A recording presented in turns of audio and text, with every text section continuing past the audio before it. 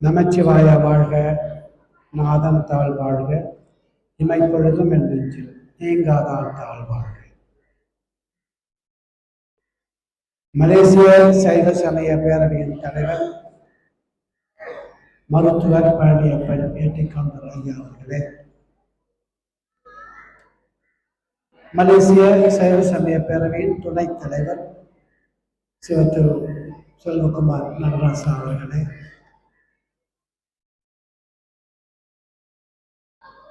சைவ சமய பேரவையின் தூணாகவும் துணையாகவும் இருக்கின்ற சைவ சமய மன்றங்களின் தலைவர் மற்றும் செயலவை உறுப்பினர்களே,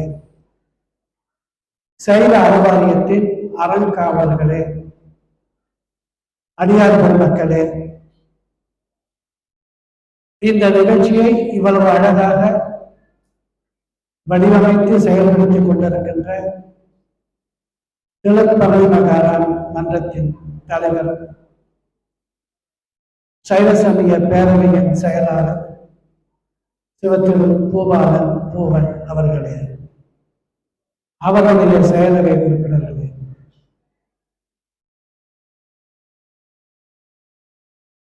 இந்த விழாவை வெற்றிகரமாக அமைத்துக் கொண்டிருக்கின்ற தொண்டர் பெருமக்களே, உங்கள் அனைவருக்கும் என் பணிவான வணக்கத்தையும் வாழ்த்துக்களையும் தெரிவித்துக் கொள்கிறேன்.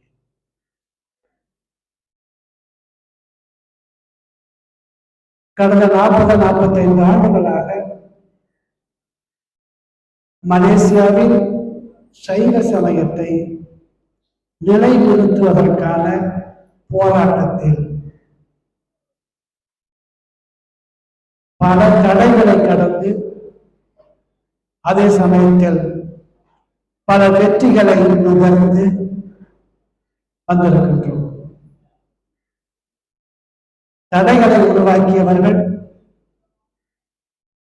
சற்று சோர்ந்து இனி இவர்களை தடுக்க முடியாது என்று ஒதுங்கிக் கொண்டதோடு நமக்கு ஆதரவாகவும் மாறியிருக்கிறார்கள். நமக்கு ஆதரவாக மாறியிருக்கிறார்கள் அல்லது நாம் மாற்றியிருக்கிறோம் என்பதுதான் நாம் கண்ட வெற்றி.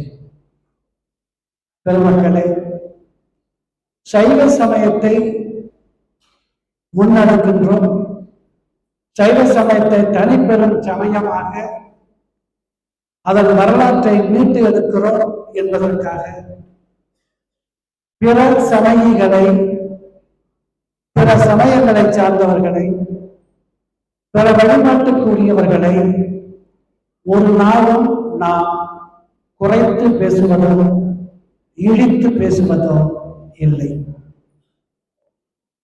நமது கொள்கை ஒன்றுதான். பரம்பொருள் சிவபெருமான், அவனுக்கு நிகராகவோ அல்லது போட்டியாகவோ இன்னொரு தெய்வத்தை முன்னிறுத்த வேண்டாம். அவரவர் வழிபாட்டில் அவரவர் தாராளமாக பயணிக்கலாம், அது குற்றமில்லை. ஆனால் நீங்கள் வழிபாடு செய்கின்ற தெய்வத்தை நாங்கள் வழிபாடு செய்கிற பரம்பொருளுக்கு நிகராக நீங்கள் நிறுத்தும் போது எங்கள் வீட்டுக்குள் நீங்கள் நுழைய முயற்சி செய்கிறீர்கள். எனவே நாங்கள் எங்கள் வீட்டு கதவை அடைக்கின்றோம்.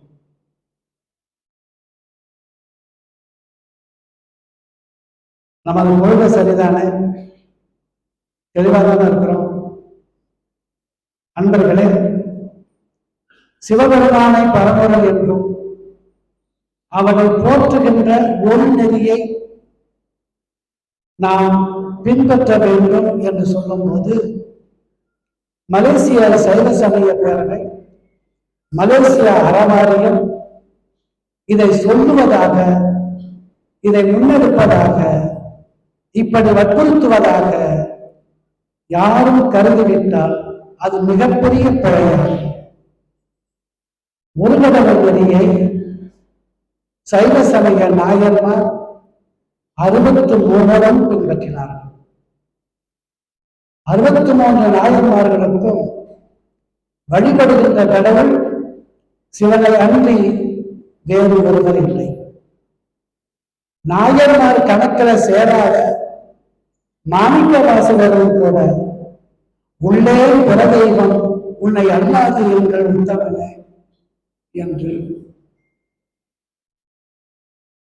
சிவபெருமானையே தனக்கு பரவலாக நடத்துகின்றார். நால்வர் பெருமக்கள் சொன்ன நெறியை நால்வர் பெருமக்கள் நமக்கு காட்டிய ஞான நெறியை நாம் பின்பற்றுவது, சரியாக பின்பற்றுவது எப்படி குற்றமாகும்? சற்று சிந்திக்க வேண்டும். சைவ நெறி அல்லாதவர்களும் இதை சிந்திக்க வேண்டும். 63 நாயன்மார்களும் அவர்களுக்கு முன்னும் பின்னும் வந்த சைவ அடியார்களையும் சிவனையே பரம்பரையாக ஏற்று சிவனையன்றி பிற தெய்வங்களை மனத்தாலும் நினைக்க மாட்டோம் என்று உறுதியாக இருந்ததை நாங்கள் மட்டும் படித்து அறியவில்லை, சைவம் அல்லாதவரும் படித்து அறிகிறார்கள். எனவே எங்கள் நாயன்மார்கள், எங்கள் தலைவர்கள் எங்களுக்கு காட்டிய நெறியில் நாங்கள் நிற்கின்றோம், வழிபாடு நிற்கின்றோம், பிழையில்லாமல் நிற்கின்றோம் என்பதே எங்களுடைய நிலைப்பாடு. இதனை இந்த இடத்தில் கூறுவதற்கு சில காரணங்கள் உண்டு. அந்த காரணத்தை நாங்கள் உங்களுக்கு தெரிவித்து விடுகிறோம். சைவ நெறியை மலேசியாவிலும் மலேசியாவுக்கு அப்பாலும் எடுத்துச் செல்கின்ற பொறுப்பு மலேசிய சைவ சமய பேரவைக்கும் சைவ அறவாரியத்துக்கும் இருக்கிறது. மலேசியாவுக்கு மட்டுமல்ல, மலேசியாவுக்கு அப்பாலும் இந்த தூய நெறியை எடுத்துச் செல்ல வேண்டிய இடத்தில் நாம் இருக்கின்றோம். இதனை திருநீறு அணிகின்ற நால்வர் மக்களுக்கும் நாயன்மார்களுக்கும் குருபூசை செய்து மகிழ்கின்ற எல்லாரும் உணர வேண்டும் என்ற அளவில் என்னுடைய முன்னுரையை உங்களுக்கு தெரிவித்துக் கொண்டு எனக்கு தரப்பட்ட தலைப்பை அல்லது நானே எனக்கு தந்து கொண்ட தலைப்பை சுருக்கமாக உங்களோடு பகிர்ந்து கொள்ள விரும்புகின்றேன். நாயன்மார் நம் ஞானாசிரியர். அன்பர்களே, ஆரிய கூத்தாடினாலும் காரியத்தில் கண்ணாய் இருக்க வேண்டும் என்று சொல்வார்கள். என்ன செய்தாலும், என்ன பாடினாலும், என்ன ஆடினாலும் காரியத்தில் கண்ணாய் இருக்க வேண்டும். நமது ஞானாசிரியர்களின் ஞான உரைகளை, ஞான உபதேசங்களை செவிமடுக்க வேண்டும். அந்த ஞான உரைகளை, உபதேசங்களை செயல்படுத்த வேண்டும். அன்பர்களே, ஞானம் என்றால் என்ன? ஞானம் என்றால் அறிவு என்று பள்ளிக்கூடத்தில் சொல்லிக் கொடுப்பார்கள். ஞானம் என்பதற்கு அறிவு என்று பொருள் சொல்வது ஒருபடையாகத்தான் பொருந்தும், முழுமையாக பொருந்தாது. அறிவது எல்லாம் அறிவு, ஆனால் அறிந்து அனுபவித்து உணர்வது மட்டுமே ஞானம். நால்வர் பெருமக்கள் சைவ சமயத்தை நம்மை போல் அறிவார்கள். நம்மை போல் அவர்கள் சைவ சித்தாந்தத்தை அறிந்தவர்கள். அதற்காக அவர்கள் நம்மை போன்றவர்கள் அல்ல, நம்மிடம் மேம்பட்டவர்கள். ஏனென்றால் அவர்கள் சைவத்தை அறிந்து சிவனை பரம்பொருள் என்று அறிந்து உணர்ந்து அனுபவித்ததால் அவர்கள் பெற்றது ஞானம். நாம் பெற்றிருப்பது வெறும் அறிவு மட்டுமே.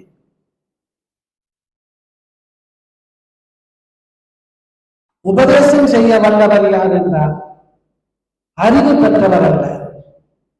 இன்று நெற்றிகள் நீரும் கழுத்தில் ருத்ராட்சமும் எடுத்துக்கொண்டு தமிழ்நாட்டிலிருந்து கப்பலேறி வருகின்ற எல்லாருமே நமக்கு ஞான ஆசிரியர் ஆகிவிடுகிறார்கள். ஆனால் நெற்றியில் நீரு, ஆனால் பேசுவதோ வேறு. இவர்கள் வாழ்க்கையோ முரண்பாடு. ஆனால் நாயன்மார்கள் அறிந்ததை உணர்ந்ததை வாழ்க்கையில் பின்பற்றினார்கள். ஏன் அவர்களை நாயன்மார் என்று சொல்கிறோம் என்றால், வாழ்க்கையின் எந்த இடத்திற்கு அவர்கள் இறுதியில் வந்து சேர்கிறார்களோ அந்த இடத்தில் அவர்கள் நம்மை போல் இல்லை. ஏழாங்குடி நாயனார் வருகின்றவர்களுக்கு உணவளிக்கிறார். நாமும் கூட நம் வீட்டுக்கு வருகின்றவர்களுக்கு உணவளிக்கின்றோம். அப்படி என்றால் நாம் எல்லாரும் இளையான்குடி மாறனா அல்லது கோலாலம்பூர் மாறனா, ஈப்போ மாறனா.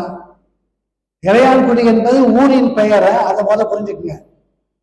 இளையான்குடி என்ற ஊரில் இருந்த மாற நாயனார். சரிங்களா? ஆனால் எப்போது அவர் நாயன்மார் ஆகிறார்? விதை நெல்லை விதைத்து வருகிறார். அப்போது பெருமான் வந்து நிற்கின்றார். விதைத்த நெல்லை அரித்து எடுத்து வந்து அதை சூடாக்கி இடித்து அரிசியாக்கி சோறாக்கி கொள்ளைப்புறத்தில் இருந்த கீரைகளை பறித்து வந்து 4 வகையாக 6 சுவையாக சமைத்து கொடுக்கிறார். விதை நெல்லை விற்க கூட மாட்டார்கள். விதைத்த நெல்லை எடுத்து வந்து விருந்தினருக்கு கொடுத்தார் அல்லவா, அந்த நிலை, அந்த நாள் அவர் நாயன்மாராகிறார். நாயன்மார்கள் எல்லாரும் பிறக்கும் போதே நாயன்மார் அல்ல, வாழும் போது நாயன்மார் அல்ல. சிவபெருமான் வந்து நிற்கும் போது அவர்கள் நம்மை கடந்து செல்கிறார்கள், நம்மை தாண்டி போகிறார்கள். அந்த இடத்தில்தான் அவர்கள் நாயன்மார் என்று ஆனார். பெருமக்களே, எல்லாரும் ஒரு கேள்வி கேட்பாங்க, எப்படி இது சாத்தியமாகும்? இயற்பகை நாயனார் மனைவியை கேட்டவனுக்கு எடுத்துக்கொள் என்று கொடுத்தாராம, எப்படி சாத்தியமானது? சிறுத்தொண்டர் நாயனார் பிள்ளைக்கறி வேண்டும் என்றதுமே தன் பிள்ளையையே அறிந்து சமைத்து கொடுத்தார். இதெல்லாம் எப்படி சாத்தியமாகிறது என்று கேள்வி கேட்கின்றவர்கள் சைவ சமயத்தில் ஒரு கோட்பாட்டை அறியாதவர்கள். சைவ சமயத்தில் ஒரு கோட்பாடு தீக்கை பெறுதல். ஒவ்வொரு சைவனும் தீக்கை பெற வேண்டும். தீக்கை கொடுக்கிறவர் யார்? சிவபெருமானே தீக்கை அளிக்கிறார் என்பது சைவ மரபு. அன்பர்களே, மெய்யாகவே ஒரு மனிதன் அல்லது ஒரு ஆசிரியர் உங்களுக்கு தீக்கை அளிக்கின்றார் என்றால், தீக்கை அளிப்பதற்கு முன்னால் நடக்கின்ற, அவர் செய்து கொள்கின்ற ஒரு பூசையில் தன் மீது சிவபெருமானை ஆவாகனம் செய்து கொண்டு தீக்கை அளிக்கின்றார். எனவே தீக்கை அளிக்கின்றவர் சிவனையே தனக்குள் ஆவாகனம் செய்து கொண்டு நீர் அணிந்து ருத்ராட்சம் அணிந்து தீக்கை அளிக்கும் போது சிவனே தீக்கை அளிக்கின்றார் என்று பொருளாகிறது. பெருமக்களே, நாயன்மார்கள் எல்லாரும் எப்படி அந்த அதிசயத்தை செய்ய முடிந்தது, எப்படி அந்த அற்புதத்தை நிகழ்த்த முடிந்தது என்றால், வந்தவர் யார்? நாயன்மார்களை கடைசியாக காண வந்தவர் யார்? சிவபெருமான்.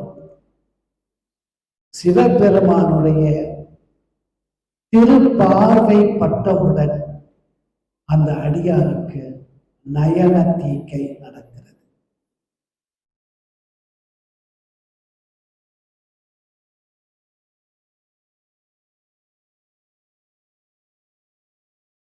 சிவபெருமானுடைய திருப்பார்வை பட்ட மாத்திரத்தில் சிறு தொண்டருக்கு நயன தீக்கை நடக்கிறது.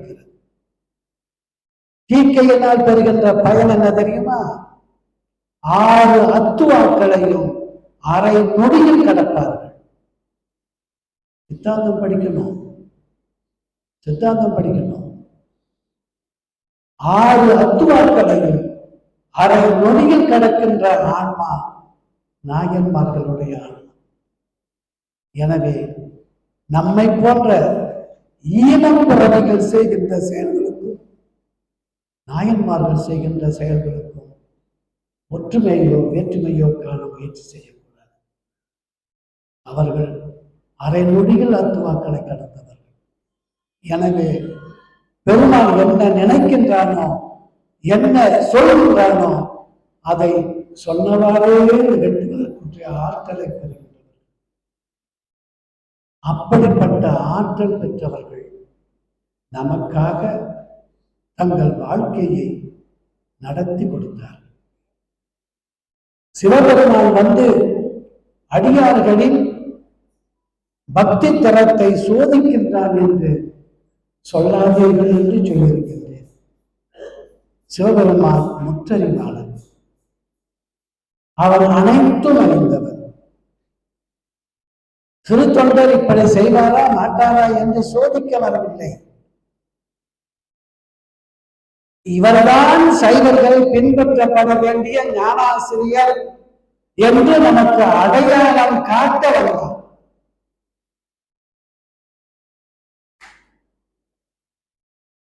அறுபத்து 3 பேரை நமக்கு அடையாளம் காட்டினார். அவருக்கும் மேலாக மாணிக்க வாசகர் என்ற ஒரு மிக பெரும் ஞானியை நமக்கு அடையாளப்படுத்தினார். என்ன கொடுமை என்றால், இத்தனை பேர் பெற்ற இந்த தமிழர், இத்தனை பேர் பெற்ற இந்த தமிழர் சைவர் இந்த உண்மைகளில் 1000-ல் ஒரு துளியை கூட அறியாமலேயே காலத்தை கடத்திவிட்டோம். பல பேர் வாழ்ந்து வாழ்க்கையின் எல்லைக்கே வந்துவிட்டோம் என்றாலும் இன்னமும் நமக்கு புரியவில்லை. பெருமக்களே,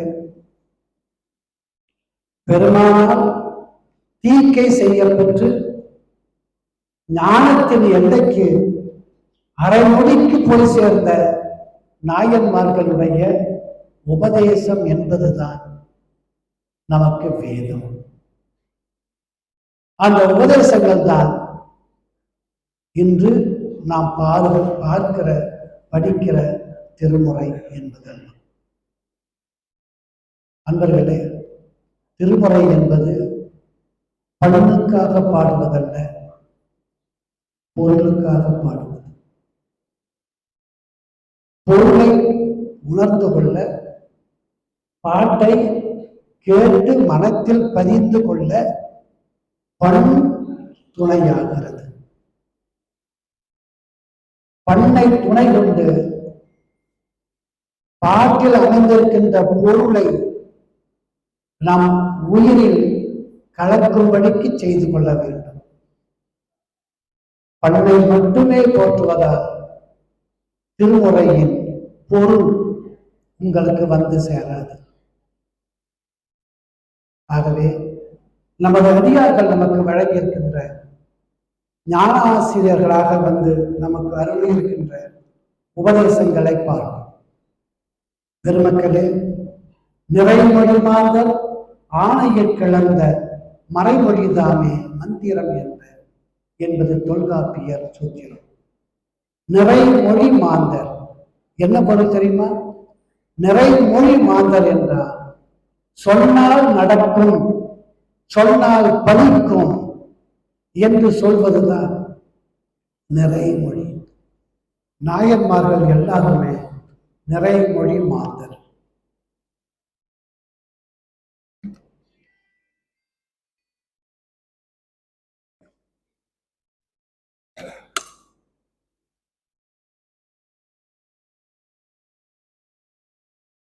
நாயன்மார்கள் உபதேசம் செய்யும் பொழுது மற்றவர்களுக்கு உபதேசம் செய்வதற்கு முன்னால் தங்களுக்கு தாங்களே உபதேசம் செய்கிறார்கள்.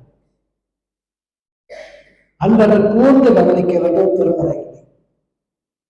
பசுபதி ஈச்சரம் பாடு நாவே. சம்பந்தர் சொல்றார். பசுபதி முழு பாட்ட சொல்ல நேரம் போல. பசுபதி ஈச்சரம் பாடு நாவே. முதலாம் திருமுறை 8வது பதிகம். பதிகம் 8. தனக்குத்தானே சொல்லுகிறார். ஞானசம்பந்த பெருமான் தனக்குத்தானே சொல்லுகிறார். பசுபதி ஈச்சரத்தில் இருக்கின்ற பெருமானை பாடு என்று சொல்லுகிறார். மேலும் சொல்கிறார் இதே உபதேசம் தனக்குத்தானே சொல்ல உபதேசம். முந்தி நின்ற வினைகள் அவை போக சிந்தி நெஞ்சே சிவன் திருப்புன்கூர். முந்தி நின்ற வினைகள் அவை போக சிந்தி நெஞ்சே என்று சம்பந்தர் சொல்கிறார். இன்னொரு பாட்டை சொல்றார். நாளான போகாமே நஞ்சறியும் கண்டமைக்க ஆளாய அன்பு செய்வோம் மடநெஞ்சே அரண் நாமம் கேளாய் கிளை கிளைக்கும் கேடுபடா திறமருளி கோடாய நீக்கும் அவன் கோடிலியும் பெருமானே. முதலாம் திருமுறை 62வது பதிகம். முந்தி நின்ற வினைகள் அவை போக என்பது முதல் திருமுறை 27வது பதிகம். குறித்து வைத்துக் கொண்டு முழு பாட்டை போய் பாருங்கன்னு சொல்றேன்.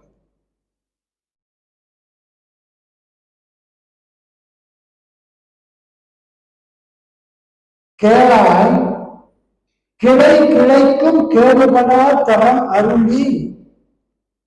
கிளை கிளைக்கும், அது என்ன கிளை கிளைக்கும்?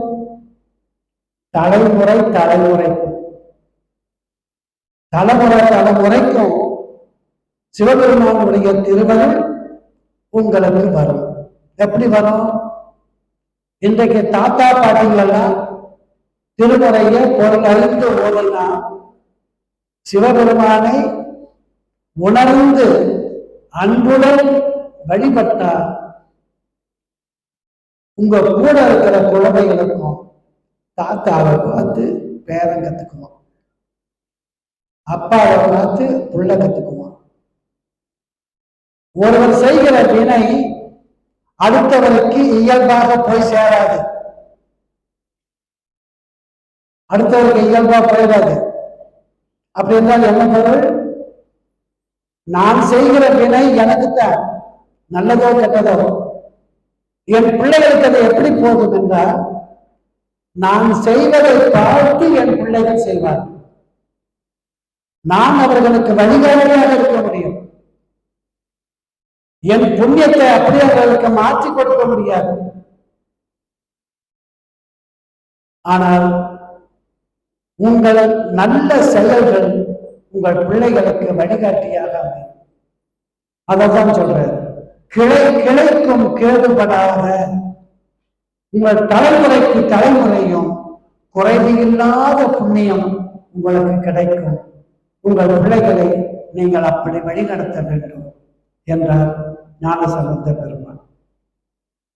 இன்னைக்கும் சில பேர் கேட்கிறாங்க, நீங்க கோயிலுக்கு போனா கோயில் இருக்கிற குருமார்கள் குருக்கள் எல்லாம், கோயில் குருக்கள் பூசகர் என்று சொல்லுவாங்க பொருளும். கோயில் பூசகர் எல்லாமே ஒரு கருத்தை வரிசையா சொல்லுவாங்க. இங்க இருக்கிற பல பேரும் கேட்டு ஆமான்னு ஒத்துக்கிட்டு இருந்திருப்பீங்க. எங்க சித்தாந்த வகுப்புக்கு வருவதற்கு முன் சிவனையா கும்பிடுறீங்க, சிவனையா கும்பிடுறீங்க, அவன் சுடுகாட்டு சாமியாச்சே. ஆனால் நமது ஞானாசிரியர்கள் நாயன்மார்கள் சிவனை வழிபடுவதால் வருகின்ற பயனை தெளிவாக நமக்கு உபதேசிக்கிறார். கைவினை செய்து எம்பிரான் கடல் போற்றுவோம் நாம் அடியோம் செய்வினை வந்து எமை தீண்டப்பெறா. கைவினை செய்து எம்பிரான் கடல் போற்றுவோம். கைவினை என்றால் கைகளால் செய்கிற செயல். கைகளால் செய்கிற செயல் என்ன?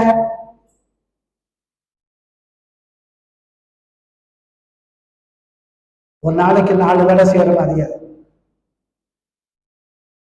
கைகளை கூப்புவதுதான் கைகளால் செய்கிற செயல். கைகால் கூப்பி தொழில் என்றால் அப்பர் பெருமான். அப்ப கைகளால் செய்கிற வினை என்பது கைகளை கூப்பி பெருமானை தொடுவது. ஆக கைவினை செய்து எம்பிரான் கடல் திருவடியை போற்றுங்கள், போற்றுவோம் நாம் அடியோம். பெருமானுக்கு அடிமையாக வேண்டும். அவனுக்கு அடிமையானதில் பெரும் பயன் உண்டு. அடிமை என்றாலே ஒரு பயன் இருக்கு, ஒரு பெரிய லாபம் இருக்கு. என்ன தெரியுங்களா? அடிமைகளுக்கு என்று எந்த வேலையும் கிடையாது. அவரை சிந்திக்க வேண்டாம், எதையும் சேர்த்து வைக்க வேண்டாம், எந்த பொருளையும் ஏற்றுக்கொள்ள வேண்டாம். ஆண்டான் சொல்லுகிற வேலையை சொன்னபடி செஞ்சா அடிமை. அவர்களுக்கு வந்து வேற சுதந்திரம் எல்லாம் கிடையாது. நாம் எல்லாரும் சோதரனுக்கு அடிமையாகி விட்டால் நம் செயல் அவனது ஏதுமில்லை, எல்லாம் அவன் செயலே ஆகிவிடும். இதைத்தான் நம்ம சொல்றாங்க. வழிபாட்டுக்கு என்ன பயன்? அவனுக்கு அடிமையானால் போதும், அவனை கைகூப்பி தொழுதால் போதும். செய்வினை வந்தனை தீண்ட பெற. செய்வினை, செய்கின்ற வினை, செய்யும் வினை, 3 காலத்துக்கு வந்த குறிப்பு வினை. இலக்கணம் படிக்கிறவனுக்கு சொல்றேன். செய்வினை என்றால் செய்த வினை இறந்த காலம், செய்கின்ற வினை நிகழ்காலம், செய்யும் வினை எதிர்காலம். சிவபெருமானை கைகூப்பி பொழுது விட்டால் செய்த வினை நீங்கும், செய்யும் வினை நீங்கும், இனி செய்ய போகும் வினைகளும் நீங்கும். அதை சொன்னார் செய்வினை என்றார். நண்பர்களே, பெருமானை எப்படி வழிபாடு செய்வது என்று நமக்கு நாயன்மார்கள் உபதேசிக்கிறார்கள். ஒரு வேதம் என்றார். திருமுறை என்பது வேதம். இந்த மாதம் வந்திருக்கிற சிவனருளை பாருங்க.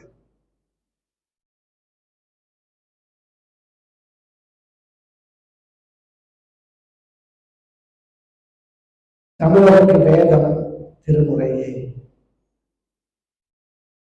வேதம் என்றால் என்ன, வேதத்தின் இலக்கணம் என்ன என்பதை இந்த மாதம் தெளிவாக உங்களுக்கு சொல்லியிருக்கின்றேன். நாயன்மார்கள் அருளிய திருமுறைகள் அனைத்தும் வேதங்கள். நாயன்மார்களுடைய திருமுறைகள் அனைத்தும் வேதங்கள்.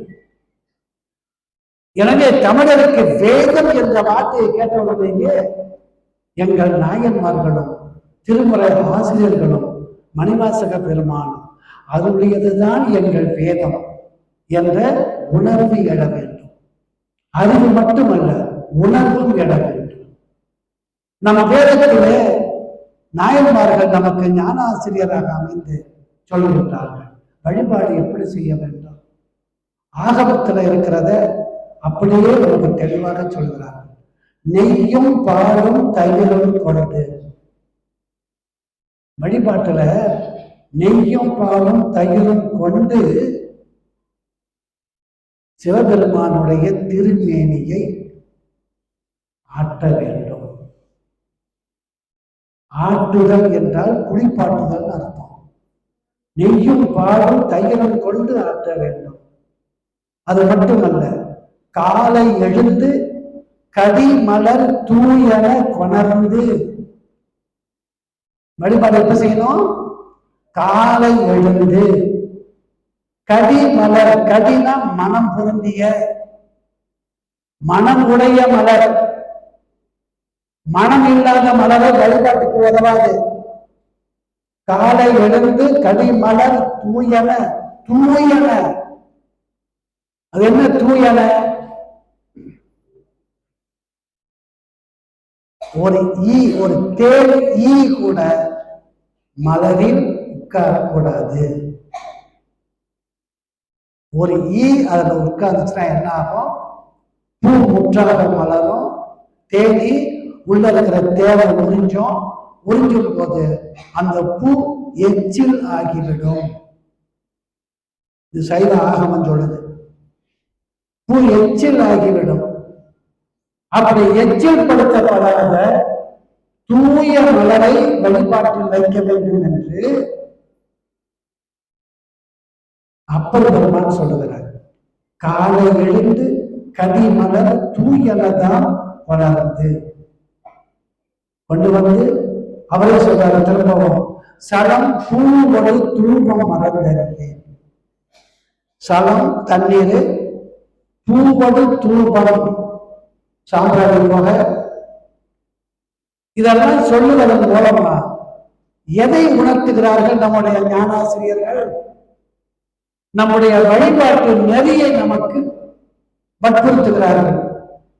ஆனால் நெய்யே, பால், தயிர் திருநேரிக்கு ஆட்டி தூய மலர்களை கொண்டு வந்து திருநேரிகளின் திரு அடிக்கு இட்டு நீரிட்டு தூவமிட்டு செய்கிற வழிபாடு அனைத்தும் ஒரு உருவத்துக்கு செய்கிற வழிபாடு, திருமேனி வழிபாடு, கோவில் வழிபாடு. இவ்வளவு விரிவாக 18,000 பாட்டுகள்ல சொன்னான. என்ன பொருள்?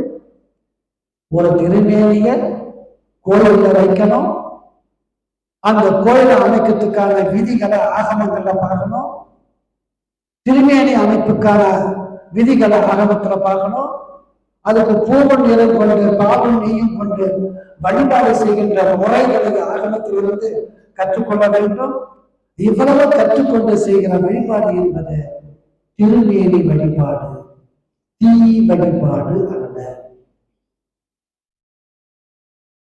புரிஞ்சதா? நமக்கு உரியது திருமேனி வழிபாடு.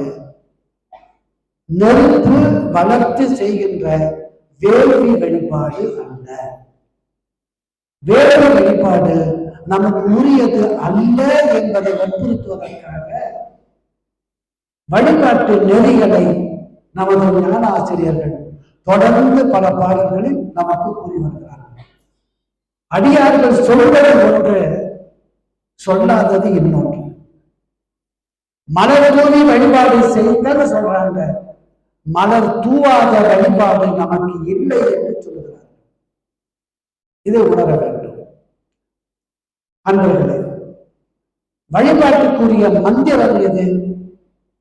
இன்னைக்கும் சில பேர் கேட்கிறாங்க, நீங்க காயத்ரி மந்திரம் சொல்றதே இல்லையா? காயத்ரி மந்திரம் யாருக்கு சொல்றதுங்க? முதல் காயத்ரினா யார் தெரியுமா? உங்க வீட்டு மருமகளா இருக்கலாம், அல்லது எங்க வீட்டு மருமகளா இருக்கலாம்.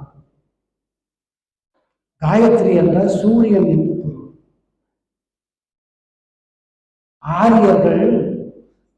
ஆரியர்கள் பிராமணர்கள் கடவுள் வழிபாடு செய்பவர்கள் அல்ல, இயற்கை வழிபாடு செய்பவர்கள். எனவே அவர்கள் சூரியனை வழிபட்டார்கள். எனவே சூரியனுக்கு செய்யப்பட்ட வழிபாடு காயத்ரி மந்திரம். பின்னால வந்தவன் பார்த்தாங்க, அந்த காயத்ரியில் இருக்கிற அந்த சூரியன் இருக்கிற சொல்ல மட்டும் எடுத்துட்டு அந்த இடத்துல அவங்களுக்கு வேண்டிய பெயர்களை நிரப்பிக் கொள்கிறார்கள். அப்படித்தானே நான் இன்னைக்கு பண்றதெல்லாம் அந்த அந்த சுலபத்துல வர்ற சூரியன் வார்த்தையை எடுத்துட்டு நீங்க விரும்புற எந்த தெய்வத்தையும் போட்டுக்கலாம். புரியுங்களா? அப்ப காயத்ரி மந்திரத்தை நீங்க மதுரை கிரகத்துக்கும் சொல்லலாம். மதுரை கிரக பேரை போட்டுக்கலாமே சொல்லலாம். முனியாண்டிக்கும் சொல்லலாம், முருகனுக்கும் சொல்லலாம், பிள்ளையாருக்கும் சொல்லலாம். ஆனால் அது நமக்கு இல்லை. நாம இயற்கையை வழிபடுபவர் அல்ல, இயற்கையை நமக்கு படைத்து கொடுத்த பரமனை வழிபாடு செய்கின்றவர். அதான் வேறுபாடு. அவர்கள் பஞ்சபூதங்களை வழிபாடு செய்கிறார்கள், நாம் பஞ்சபூதங்களை படைத்தவனை வழிபாடு செய்கிறோம். எதுவுமே சிந்திக்கணும். ஆகவே மந்திரம் என்பது 5 எழுத்து மந்திரமே நமக்கு மந்திரம். பல இடங்கள்ல நம்ம திருமுறைகள்ல நமது ஞானாசிரியர்கள் 5 எழுத்து மந்திரத்தை மிக மிக விரிவாக போற்றி சொல்லுகிறார்கள். ஒரு பாட்டு, அப்பர் பாட்டு, ஒரு பாட்டு பாட்டு, 7 ஒன்று அறிவுல அறிவினோம். பாட்டு நல்லா கேட்கணும். 7 ஒன்று அறிவுல அறிவினோம் ஓதி 5 எழுத்து உணர்வாதற்கு. வேற எந்த அறிவிலும் உங்களுக்கு இல்லை. திருமுறை தெரியாது, சித்தாந்தம் தெரியாது, சரிங்களா? எதுவுமே தெரியாவிட்டாலும் பரவாயில்ல, ஓதி 5 எழுத்து உணர வேண்டும். ஓதி 5 எழுத்து உணர்வாதற்கு பேதம் இன்றி. பெருமக்களே, ஞானாசிரியருடைய ஒவ்வொரு சொல்லையும் கவனிக்கணும். வெறுமனே பண்ணோடு மட்டும் போய்விட்டால் இந்த பொருள் தெரியாது. பேதம் இன்றி என்ன பொருள்? மக்களில் யார் உயர்வு யார் தாழ்வு என்ற பேதம் இன்றி. சனாதன தர்மத்துல அடிநாதம் என்ன தெரியுமா? சனாதன தர்மத்தின் அடிப்படை என்ன தெரியுமா? பிராமணன், சத்திரியன், வைசியன், சூத்திரன் என்ற 4 மக்கள் பிரிவு. இந்த 4லையும் அடங்காத காட்டு மராண்டிகள், சண்டாளர்கள் என்று சொல்லப்படுகிற பஞ்சமர், இப்படி மக்களை பேதப்படுத்துவது சைவம் அல்லாத சனாதனம். நாம சைவர்கள் என்ன சொல்றாரு அப்பா? ஓடி 5 எழுத்து உணர்வதற்கு பேதம் இன்றி. நீ யாராகவும் இருக்கலாம், எந்த சாதியாகவும் இருக்கலாம். பேதம் இன்றி அவரவர் உள்ளத்தே மாதும் தாமும் மகிழ்வர் மாட்பேரரே. 5 எழுத்தை சொன்னா போதும், சிவபெருமான் தனக்கு துணையாகிய உமாதேவியோடு சேர்ந்து நம்முடைய உள்ளத்தில் எழுந்தருள்வார். 5 எழுத்துக்கு என்ன பெருமனை புரியுதா? அடுத்து சொல்றாரு பாருங்க. சுந்தரர் சொல்றார், நற்றவா உன்னை நான் மறக்கினும். முடிங்க.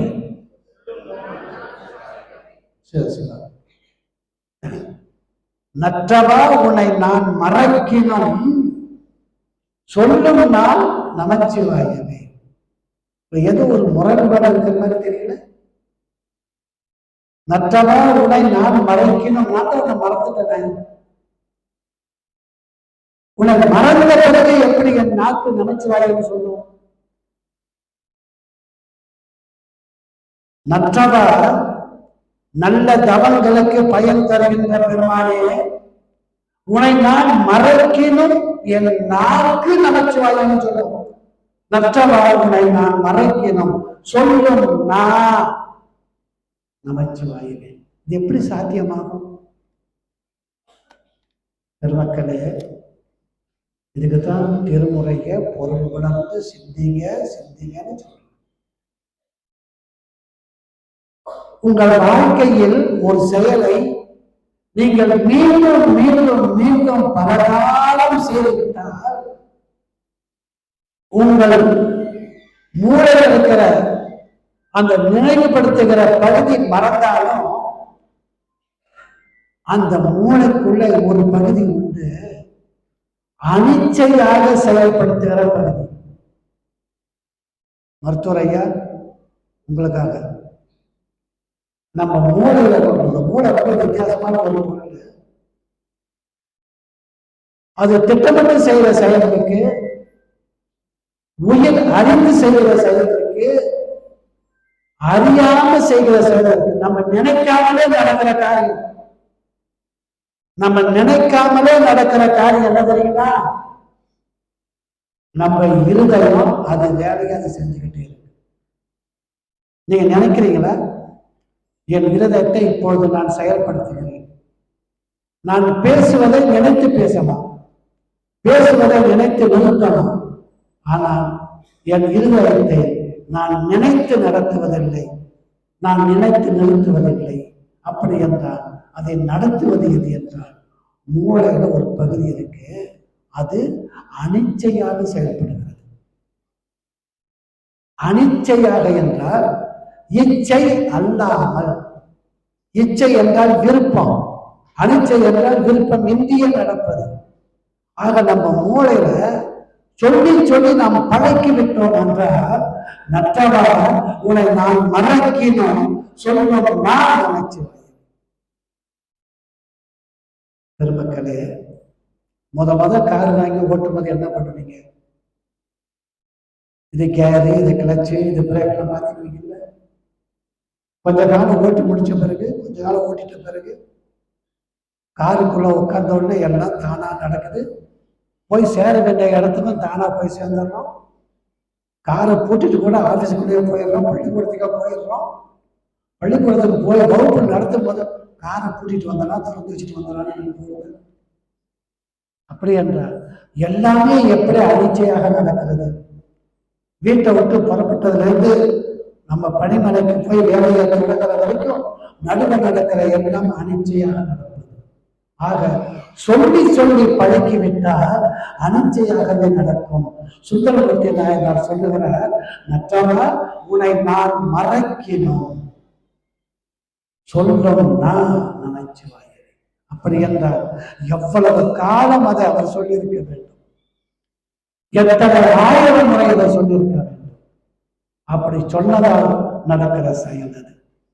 பெருமானே, வஞ்சகம் மற்றவை வாழ்த்த கூற்றும் அஞ்ச உரைத்தன அஞ்செழுத்துவே என்றார். அஞ்செழுத்தின் ஆற்றல் என்னன்னா, வஞ்சக மற்ற அடி வாழ்த்த வந்த கூற்றும் அஞ்ச உரைத்தன அஞ்செழுத்து. கூற்றுமா யமன். யமன் வருவான், உயிரை பிடிப்பான். பிடிக்கும் போது என்ன பண்ணும்? அஞ்செழுத்து அவனை எட்டி உதைக்குமா. சரிங்களா? இப்ப நீங்க சிந்திப்பீங்க, எங்க தாத்தா கூட தான் 5 எழுத்த சொல்லிக்கிட்டே இருந்தாரு, இந்த போன மாசம் போயிட்டாரு. ஆனால் சம்பந்தர் இதுக்கு ஒரு நிபந்தனை வச்சார். என்ன நிபந்தனை தெரியுமா?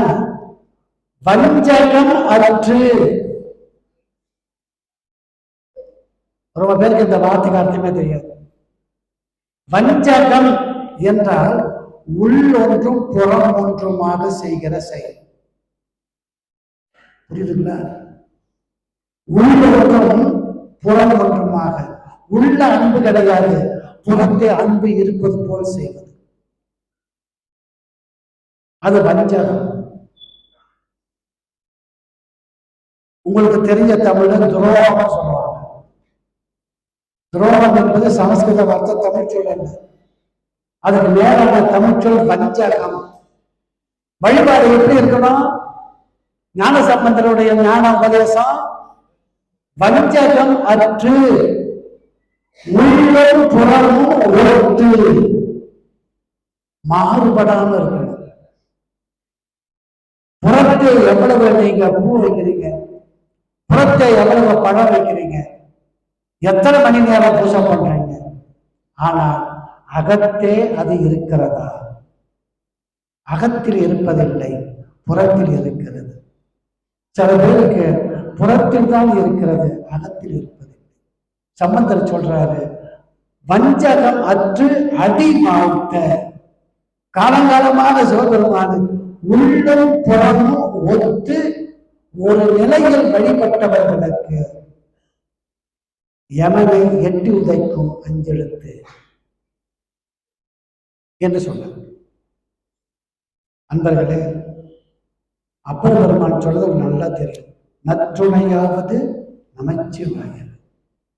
ஆக நமது நால்வர் பெருமக்களும் எல்லா திருமுறை ஆசிரியர்களும் 5 எழுத்து மந்திரத்துக்கு இவ்வளவு அழுத்தமான சிறப்பை கொடுத்தார். பெருமக்களே, வழிபாட்டில் உறுதி வேண்டும். இதெல்லாம் அதிகாரிகளுடைய ஞான உபதேசம். வழிபாட்டில் உறுதி வேண்டும். என்ன உறுதி? மாறாத நிலை. நேற்று ஒன்று இன்று ஒன்று அல்ல, மாறாத நிலை. அப்பர் பெருமானுடைய இந்த பாட்டு எனக்கு ரொம்ப பிடிக்கும். இடுக்கண் பட்டிருக்கினும் இறங்கி யாரையும் விடுக்கில் பிறான் என்று வினவுவோம்.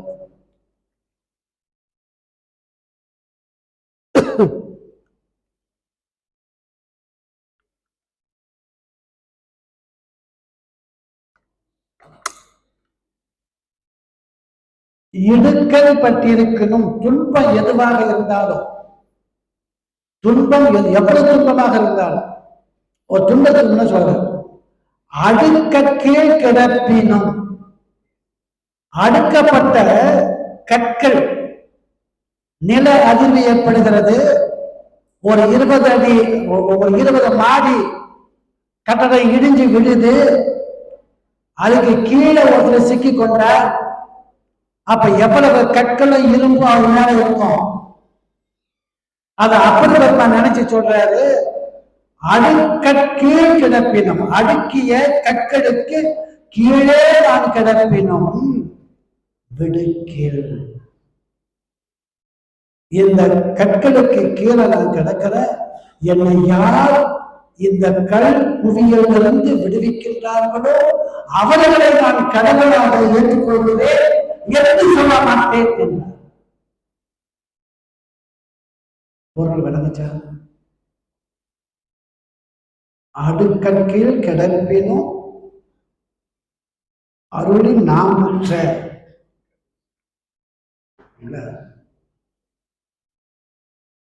இடுக்கல் பட்டிருக்கணும் இறங்கி யாரையும் விடுக்கில் பிறான் என்று, எனக்கு தலைவன் என்று என்னை யார் விடுவிப்பாரோ அவரை எனக்கு தலைவன் என்று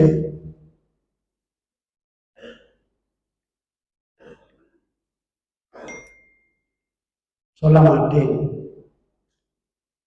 இது வழிபாட்டில் உறுதி.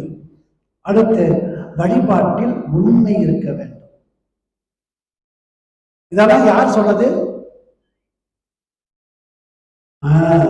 ஏன் கதை இல்லாதீங்க, அவரை பார்த்துதான் நான் சொல்றேன். இதெல்லாம் நாயன்மார்களின் ஞான உபதேசம். சொல்றாரு, கரவாடும் வண்ணஞ்சனுக்கு அறியான். கரவு என்றால் இப்ப சொன்ன வஞ்சகம், அதான் மறைத்தல்னு அர்த்தம். கரவு என்றால் மறைத்தல்.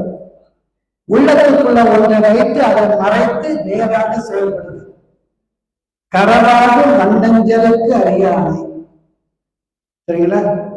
அதே போல அப்பர் சொல்றார், வஞ்சக மற்றவை வாழ்த்த வந்த கூற்றும் அஞ்ச உதைத்தர அஞ்செழுத்து. இப்படி அவர் வழிபட்டு சொல்லும்போது வஞ்சகம் அற்று அடி வாழ்த்த வேண்டும் என்று உண்மை வழிபாட்டை சொன்னார். பெருமக்களே, சிவனை வழிபாடு பண்ணலாமா வேண்டாமா? பண்ணுங்க, உங்களுக்கு என்னென்ன பயன் கிடைக்கும்னு வரிசையா சொல்றேன்னு சொன்னார். என்ன பயன் வேணும் உங்களுக்கு? பெருகலாம் தவம். குறிச்சு வைக்க, பெருகலாம் தவம், பேதமை தீரலாம், திருகளாகிய சிந்தை திருத்தலாம். ரொம்ப அழகா சொல்றார். தவம் பெருகலாம்.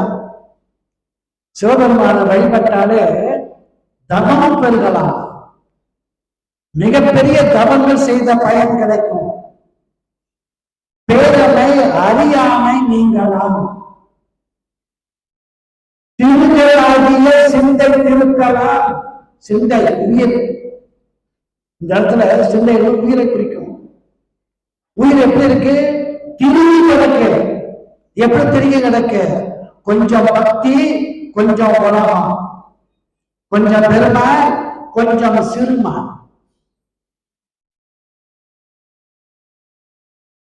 புரியுதுங்களா?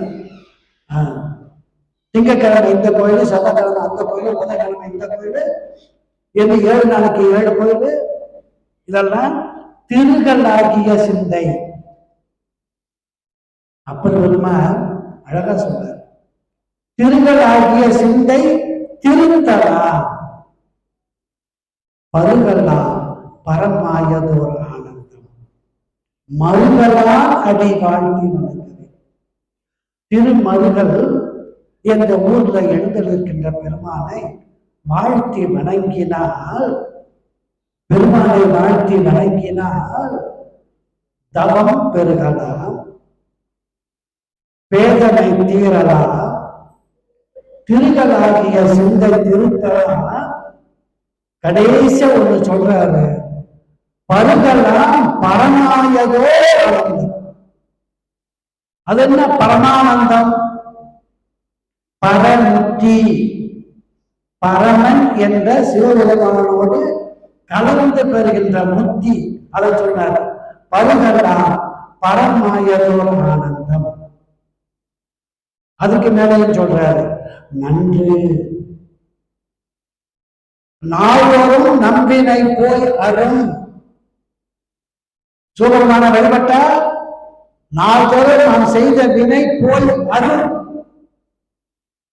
வினை அருந்தால் மீண்டும் பிறப்பு வராது. பிறப்பு வாராவிட்டால் பெருமான் திருவடி பேற்றில் இன்புற்றிருக்கலாம். சிவபெருமான் திருவடிக்கு போய் இன்புற்று இருக்கின்ற நிலை வருகின்ற வரைக்கும் பிறப்பு வந்தவழியே இருக்கும். அப்பர் பெருமான் சொல்றார், நாள்தோறும் நம்பினை போய் வரும் என்றும் இன்பம் தழைக்க இருக்கலாம். பெருமக்களே, திருமுறை 5 பாட்டு பதிகம் 42.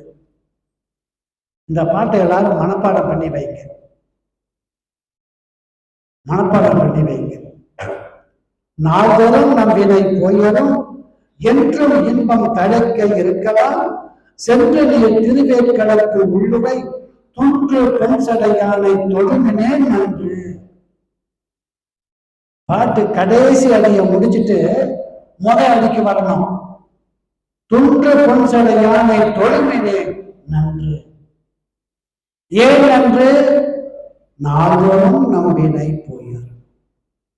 பெருமக்களே, இப்படியெல்லாம் அடியார்கள் நமக்கு செய்திருக்கின்ற ஞான வழிகாட்டல் இது. இன்னொரு பாட்டுல அப்பர் பெருமான் சொல்றார், இந்த பாட்டை முழுசா கேட்டு பாருங்க. நீங்க இது அடிக்கடி சொல்ற பாட்டு இல்லை, அடிக்கடி சொல்ற பாட்டு இல்லை, ரொம்ப அரிதான பாட்டு. சிந்தி பரியன, சிந்திப்பவருக்கு சிறந்து செந்தே முந்தி பொழிவன முத்தி கொடுப்பன மொய்த்து இருந்து பந்தித்து இருந்து நின் பழையனை தீர்ப்பன பாம்பு சுற்றி அந்திப்புறை அணிந்தாலும் 5000 நாள் 5000 நாள் அடித்தளமே. 4ஆம் திருமுறை 91வது பாட்டு, 91ஆம் பதிகம். 4ஆம் திருமுறை 91வது பதிகம், முதல் பாட்டு. மீண்டும் ஒரு முறை சொல்றேன்னு கேட்டுங்க. சிந்தி பரவன, சாதாரணமா சிந்திக்கின்றவர்களுக்கு கிடைக்க மாட்டான். அரியவன் சரிங்களா? அறத்தூக்கம் குறை தூக்கத்துல இருந்து பெருமானை சிந்தித்தாலும் கிடைக்க மாட்டான்னு சொல்றேன். புரியுதா? சிந்திப்பு அரியவன். அப்படி இல்லாம ஆழ்ந்து சிந்திப்பவருக்கு சிறந்து. சிறந்து என்பதற்கு ஒரு தனிப்பொருள் உண்டு. சிறந்து என்றால் அவர்களுக்கு மட்டும் வந்து தோன்றுவான்னு அர்த்தம். சிறந்து பொருளல்ல, சிறந்து ஆழ்ந்து சிந்திப்பவர்களுக்கு சிறந்து செந்தே முந்தி பொழிவன. எவ்வளவு அழகான தொடர்பு. செந்தேன், சிவந்த நிறமுடைய தேன் முந்தி, நமக்கு உள்ள முந்தி பொழிவன முத்தி கொடுப்பன மொய்த்து இருந்து ஆணவம் பந்தித்து நின் பழகுதை தீர்ப்பன. ஆணவத்தை தீர்ப்பான், பழகுதைய தீர்ப்பான். பாம்பு சுற்றி அந்திப்பறை அணிந்து ஆடும் ஐயாறு அவன். திருவையாற்றிலே எழுந்தருளிய அவன் அவனுடைய அடித்தளமே. கடைசி சொல்லு, திருவையாற்றிலே எழுந்திருக்கின்ற ஐயாரின் அடித்தளம் திருவடி. என்னென்ன செய்யும்? செந்தேன் முந்தி பொழிவன முத்தி கொடுப்பன. ஆணவத்தை நீக்கும், பழவினையை நீக்கும். பெருமான் திருவடி பேற்றின நமக்கு வழங்கும். பெருமக்களை, இறுதியாக ஒரு செய்தியை சொல்லி நிறைவு செய்கின்றேன். பெருமானுக்கு அன்பு என்பது முதிர்ந்து முதிர்ந்து அடிமை ஆக வேண்டும். அடிமை திறம் பற்றி அடியார்கள் பல இடங்கள்ல பேசுறாங்க. அடிமை திறம், இதென்ன அடிமை திறம் சொல்றார். நாமாருக்கும் குடிகளவும் நமனை அஞ்சம். சுந்தரமூர்த்தி நாயனார் பல இடங்கள்ல தன்னுடைய அடிமைத்தனத்தை சொல்றார். அத்தா உனக்கு ஆளாய் இனி அன்பே மீறலாம். ஆள் ஆய், ஆள்னா அடிமை. அத்தா உனக்கு ஆள் ஆய் அல்லே மீறலாமே. மீறா அடிமை உனக்கே ஆளாம். இதுக்கு மேல அடிமைக்கு வேற இலக்கணமே இல்லை. சுந்தரமூர்த்தியார் சொல்றதுக்கு மேல வேற இலக்கணம் கிடைக்காது. மீளா அடிமை. ஏன் தெரியுங்களா? நான் பல முறை எழுதியிருக்கிறேன் சிவனார். அடிமை என்பது பல வகை. மீளுகின்ற அடிமையும் உண்டு. மீளுகின்ற அடிமை என்றால், அந்த காலத்துல கடன் வாங்கியவன் கொடுக்க முடியாவிட்டால் அடிமையாக இருக்க வேண்டும். கடன் வாங்கியவன் கடனை கொடுக்க முடியாவிட்டால் சில காலம் அடிமையாக இருக்க வேண்டும். சரிங்களா? அந்த கால கெடு முடிந்து விட்டால் அவன் மீண்டு போகலாம். இப்ப அவன் அடிமையாக அல்லவா? ஆனா சுந்தரர் சொல்றாரு, நான் உனக்கு மீளா அடிமை.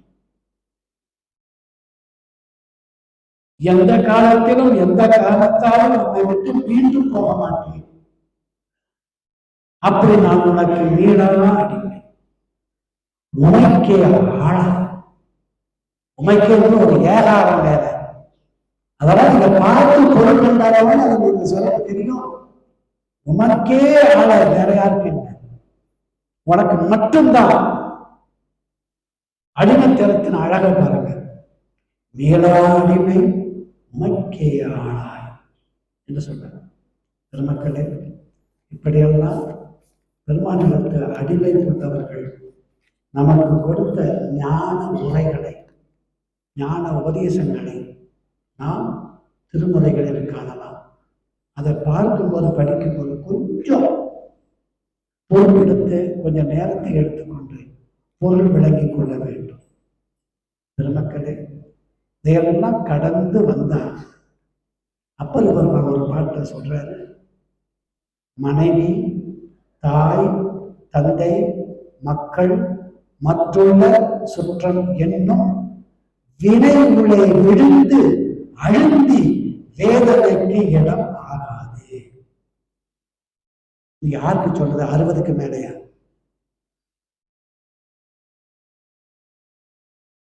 60க்கு மேல சொன்னாரு. அதுதான் சொல்றது. சாகும் போது சங்கரா சங்கரா வரமாட்டான். புரியுங்களா? சாகத்துக்கு முன்னால பிறந்த உடனேயே சொல்லி பழகும். பிறந்த உடனேயே சொன்னாதான் அது பழக்கத்துக்கு வரும். அதனால அப்படி பெருமான் சொல்றாரு, சுற்றத்தை விட்டு நீங்குங்கள். ஏன்னா உயிருக்கு ஒரு பண்பு உண்டு. அது ஒரே சமயத்துல 2 அனுபவிக்க முடியாது. புரியுதுங்களா? உலகத்தையும் அனுபவித்துக் கொண்டு ஆன்மீகமாகிய இறை இன்பத்தையும் அனுபவிக்க முடியாது. எனவே உலகத்தை விட்டு நீங்கினார். மனைவி, தாய், தந்தை, மக்கள் மற்றுள்ள சுற்றம் என்னும் வினை உள்ளே விழுந்து, இந்த வினைக்குள்ள விழுந்து, விழுந்து மட்டும் இல்ல விட்டார், அதோட அழுந்தி இது அப்பர் பெருமான் குடும்பத்துக்குள்ள போறதாக வரலாறு இல்லை. புரியுதுங்களா?